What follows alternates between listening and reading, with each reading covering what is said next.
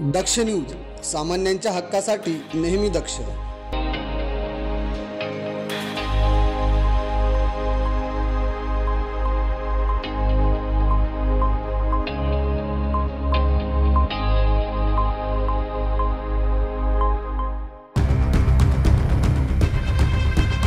पेठ तालुक्यातील करंजाळी येथील ग्रामसभेत एक धक्कादायक प्रकार घडलाय. येथील प्राथमिक आरोग्य केंद्रातील एका परिचारिकेला भर ग्रामसभेत अपमानित केल्याची घटना घडली.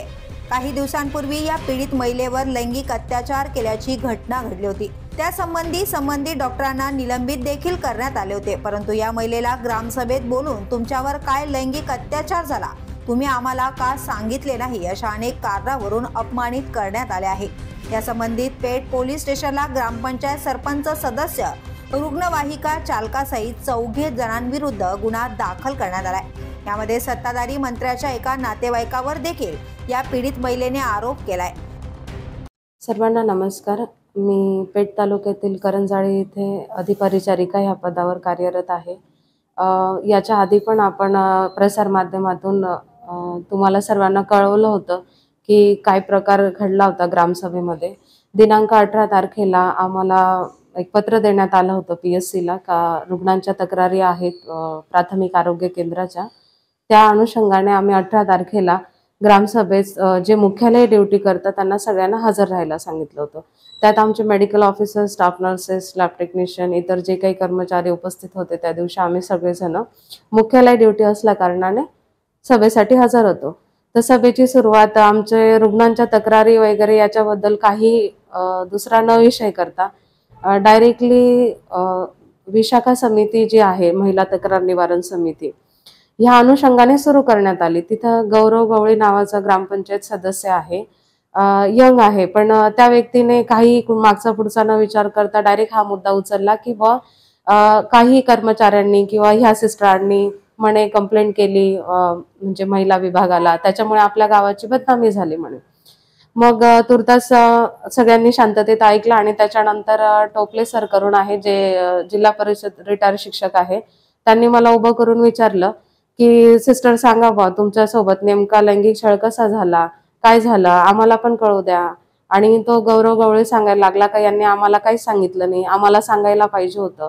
परंतु याच्यामध्ये मी एक गोष्टीचा खुलासा करते का ह्या ज्या यमोच्या विरोधात तक्रारी गावकऱ्यांच्या पण आहे, माझ्यासोबत ज्या इतर स्टाफ नर्सेस आहेत त्यांच्या पण आहे, त्यांच्या सहीचा कागदही हवा तर मी इकडे तुम्हाला प्रोव्हाइड करेल. याच्यामध्ये सगळ्यांनी सह्या केल्या कारण की त्यांची जी वागण्याची पद्धत, रुग्णसेवा देण्याची पद्धत याच्यामध्ये भरपूर तफावत होती. युट्यूबला गुगल करून काही गोष्टी करणे, महिलांना त्रास देणे, तर त्यांना आम्ही सर्वच कंटाळलो होतो. त्याच्यामुळे आम्ही सगळ्यांनी एकी करून दाद मागण्यासाठी काही स्थानिक जे पुढारी असतील, नंतर जे राजकारणी पक्ष असतील, त्या सगळ्यांकडे आधी आम्ही दाद मागितली. कुठल्याही महिलेला जर ती लग्न झालेली असेल, घरात त्रास होतो, तर एक तर वडिलांना सांगते किंवा सासऱ्यांना सांगते.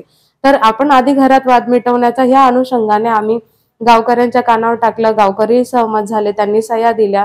आणि दुसरी गोष्ट, लैंगिक छळाचा जो विषय आहे तो आम्ही जे राजकीय पक्ष आहे त्यांनाही सांगितलं, परंतु कोणी त्याच्याकडे लक्ष न देता आम्ही शेवटी CO मॅडमांकडे गेलो. CO मॅडमांना आम्ही आवश्यक ते सगळे video, evidence, audio, paper work, जेवढे पण काही त्यांना एव्हिडन्स असतील ते सगळे एव्हिडन्स आम्ही त्यांना तिथे दिले आणि त्यानंतर त्यांना 17 जुलैला सस्पेंड करण्यात आलं.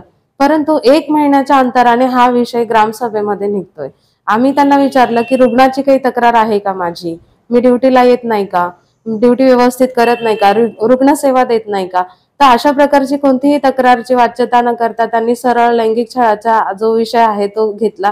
तर मी त्यांना जे ग्रामपंचायत अधिकारी त्यांना विनंती केली की यांना विशाखाच्या गाईडलाईन माहीत नसतील तर यांना विशाखाच्या गाईडलाईन कृपया तुम्ही सांगा का हा विषय जर मला 70-80 लोकांमध्ये बोलायला भाग पाडताय. तर मी त्यांना सांगितलं तुम्ही आम्हाला रीतसर पत्र द्या, आम्ही जे काही तक्रार दिलेली, जे काही एव्हिडन्स दिले ते आम्ही तुम्हालाही दाखवतो, कारण ग्रामपंचायत मध्ये महिला सदस्य पण आहे. आम्ही त्यांना सांगितलं असतं ना, परंतु त्यांनी मला खूप प्रेशराईज केलं. त्याच्यानंतर याच्यामध्ये ह्या सगळा कट कारस्थान जो आहे हा कुठेतरी 1 महिन्याने चालू होतो. म्हणजे याचा जर बारकाईने विचार केला तर माझ्या सहकारी काही सिस्टर्स आहेत त्यांचे काही राजकीय पक्षाच्या लोकांशी हितसंबंध आहे आणि ते हितसंबंधाचा म्हणजे माझा वचपा काढण्यासाठी ते हितसंबंध असल्यामुळे म्हणजे पदाचा गैरवापर कसा करतात हे याच्यात दिसून येतं. जसं की आता लेटेस्ट मध्ये त्या IPS मॅडम आहेत, त्यांच्यावर आता लगेच किती प्रकारच्या चौकशी लागलाय, हे लागलाय. म्हणजे जेव्हा आपण खरं बोलतो, एखाद्या प्रकरणाची पोलखोल करतो, तर तेव्हा काय होतं, सगळेजण आपल्या मागे जसे हात धुवून लागून जातात. तर आता त्या डॉक्टरांचा जो विषय आहे ते सस्पेंड झाले, त्यांना दुसरं कार्यक्षेत्र देण्यात आलं. आम्ही आमची सुरळीत ड्युटी करत होतो. तर 1 महिन्यानंतर आमच्या काही सहकाऱ्यांनी जे राजकीय पक्ष आहे त्या लोकांना सांगून मला टार्गेट केलं. माझं त्याच्याबद्दल काही म्हणणं नाही. आम्ही त्यांना माहिती देण्यास नकार दिला नाही, आम्ही त्यांना माहिती देण्यास होकार पण दिला. परंतु त्यांना हे सांगितलं की तुम्ही आम्हाला वेळ द्या, एक पत्र द्या, आम्ही सगळे उपस्थित राहू. ज्यांनी महिला तक्रार निवारण समितीकडे त्यांच्या विरोधात तक्रार दिली, आम्ही सगळे हजर राहतो. मलाच एकटीला काय टार्गेट केलं जातंय? तर गणेश गवळी जो व्यक्ती आहे हे झिरवाळ साहेबांचे भाचे आहेत डायरेक्ट. आणि दुसरी गोष्ट, मला ह्या गोष्टीचा इतका अनावश्यक त्रास सहन करावा लागतोय कारण की ते जे माझे वरिष्ठ अधिकारी त्यांनाही प्रेशराईज करता, हिला कामावरून काढून टाका, कुठल्याही प्रकारे हिच्यावर कार्यवाही करा, हे करा. मी माझा जॉब दावावर लावून हा सगळा लढा जो आहे तो लढायचा ठरवलेला आहे. कारण की पळून आपण किती दिवस पळणार? आज त्यांनी आपल्याला इथं त्रास दिलाय, परत ते पण त्यांच्याकडे जर पद आहे तर पदाचा गैरवापर ते कशा प्रकारे करताय? वास्तविक आता झिरवाळ साहेबांना हा विषय माहिती का नाही हे मलाही नाही सांगता येणार. कारण की त्यांचा जर ते असं गैरवापर करत असतील तर याचा अर्थ जे अजित पवार करताय तेच इथं होतंय.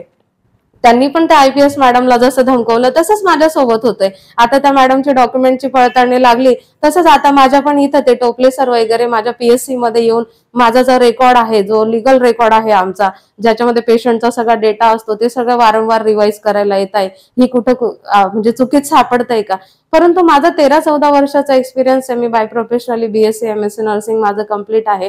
त्याच्यामुळे मी यांच्या कुठल्याही चुकीत नाही सापडत. ते हे माझ्यावरती एक डाव ठेवून बसलेले. परंतु यांना माझा पर्सनल वचपा, माझ्या काही सहकारी ज्या आहेत, ज्या माझ्यासोबत ड्युटी करतात ना, त्या दोघं सिस्टरांपैकी एकीच्या नवऱ्याने मला PSC मध्ये येऊन धमकी दिली. त्याबद्दल मी NC पण दिली. NC दिली ते म्हणता आम्ही स्थानिक आहे, आमचं काही होणार नाही, झिरवाळ साहेब आमचे नातेवाईक आहे. आणि दुसरी गोष्ट, याला बेस म्हणजे मला साहेबांचं नाव घ्यायचंय असं पण नाहीये, कारण की साहेबांच्या प्रचाराला हे सगळेजण गेलेले खेडोपाडी. मग ते त्यांची साईड घेत आहे. म्हणूनच मला तर तिथं भय वाटतंय आता जॉब करायला.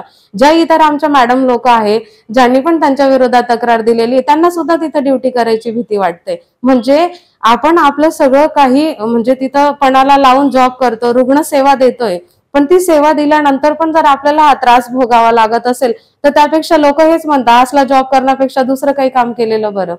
जर मला प्रसार माध्यमातून एवढंच म्हणायचंय का यांच्यावर कठोर कार्यवाही झाली पाहिजे, कारण की यांच्यावर गंभीर 5 प्रकारचे गुन्हे दाखल आहे. कलम 74 BNS, नंतर 351, 352, 37 हे सगळे त्यांच्यावर, 109 हे सगळे त्यांच्यावर गुन्हे दाखल आहेत. तरी पण ते मोकाट फिरताय. त्यांना फक्त नुसतं तोंडी आदेश देऊन त्यांना कोर्टात हजर राहण्यास सांगितलंय. त्यांच्यावर कठोर कार्यवाही झाली पाहिजे. का? म्हणून ते माझ्या PSCत माझं दप्तर चेक करायला येतात. आणि एवढी अथॉरिटी त्यांना देतं कोण? आज माझा तिथं पेशंटचाही इतर प्रायव्हेट रेकॉर्ड असतो आमचा, तोही तिथून लीक होऊ शकतो, काहीही होऊ शकतो. मग यांना एवढी डेअरिंग येते कुठून? कारण की यांच्यावर कोणाचा तरी हात आहे, म्हणजे कोणीतरी राजकीय पक्ष याच्यामध्ये इंटरफेअर करतंय. म्हणून मला एवढंच म्हणायचं की गुन्हेगारांना शिक्षा झाली पाहिजे. आज माझ्यासोबत माझे पती किंवा माझी फॅमिली ठामपणे उभी. बऱ्याच महिला असं असतात की त्यांना कोणाचाच सपोर्ट नसतात, तर त्या प्रेशराईज होऊन घरचाही त्रास, ड्युटीचाही त्रास, त्याच्यामुळे बरेच जण जॉब सुद्धा सोडून देतात. आणि मला लिटरली आता असं वाटायला लागलंय की रिझाईन केलं पाहिजे, इतका भयंकर प्रकारचा त्रास तिथं चाललाय. माझे जे सहकारी आहे ते पण याच्यामध्ये सामील आहे. ते माझे ड्युटीचे मस्टरचे फोटोज इकडे तिकडे काढून पाठवताय. जर यांना काम करायचं आहे ना, तर यांनी फक्त कामावर फोकस केलं पाहिजे. पण यांच्याकडे कामाच्या व्यतिरिक्त दुसरे पण विषय आहेत, त्याच्यामुळे यांना कामात रस नाहीये, सेवेमध्ये रस नाही, यांना दुसऱ्या विषयात रस आहे. का? कारण की हे त्यांचे हित साधून घेतात त्या लोकांकडून. पण मला विनंती एवढीच आहे, तुमच्या माध्यमातून असो किंवा इतर कोणाच्या माध्यमात, मी रुपाली चाकणकर मॅडमांचं पण मागच्या वेळेस नाव घेतलं होतं. त्यांनी आम्हाला मागच्या वेळेस न्याय मिळवून दिला, पण तो न्याय मिळवून दिल्यानंतर किती त्रास झाला हे पण तुमच्या माध्यमातून त्यांच्यापर्यंत पोहोचलं पाहिजे की कसे हे लोक सरपंच असल्यावर सुद्धा पदाचा गैरवापर करता. आता ते शिक्षक आहेत, रिटायर झाले, त्यांचा विषय झाला, यांना याच्यातलं काही माहिती नाही किंवा यांचं काही नॉलेज नाही, असा पण काही भाग आहे.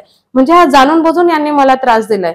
तर त्याच्यात काही जे थोडेफार व्हिडिओ आम्हाला काढता आले ते मी प्रसार माध्यमांना देणार आहे. त्याच्यात तुम्ही बघा कशा प्रकारे मी जेव्हा आमचा तो अँब्युलन्स ड्रायव्हर आहे विश्वनाथ गवळी, तो जेव्हा खाली बसून माझ्याबद्दल न्यूसन्स पसरवत होता, त्यानेही सांगितलं की ही सिस्टर होती, हिनेच कंप्लेंट दिली. तर त्याची मिसेस मला अक्षरशः मारायला येते त्याच्यामध्ये. त्याच्यानंतर सगळेजण उभं राहून मला एकटीला वेठीस धरताय तिथं. तुम्ही सगळ्यांनी व्हिडिओ बघा आणि माझी एवढीच विनंती आहे सगळ्यांना की मला योग्य तो न्याय मिळावा. आणि ग्रामसभा चालू असताना आमचे वैद्यकीय अधिकाऱ्यांकडे मी एक आशेने बघितलं की मला असं वाटत होतं कुठेतरी की सर त्यांना ऍटलीस्ट एक शब्द तरी सांगतील का तुम्ही रुग्णांच्या तक्रारीसाठी आम्हाला बोलवलंय तर रुग्णांच्या तक्रारीबद्दलच बोला, तर हे भलते नुसते विषय तुम्ही इथं घेऊ नका. परंतु सरांनी कोणतीच भूमिका तिथं घेतली नाही. फक्त बघ्याची भूमिका घेऊन ते बघत बसले. जेवढं काही माझ्यासोबत इतकं तिथं प्रकरण होत होतं तरी पण त्यांनी फक्त बघायचं काम केलं.